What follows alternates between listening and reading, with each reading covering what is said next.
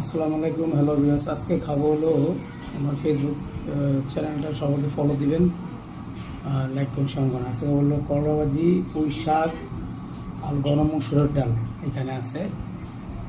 Start করবো।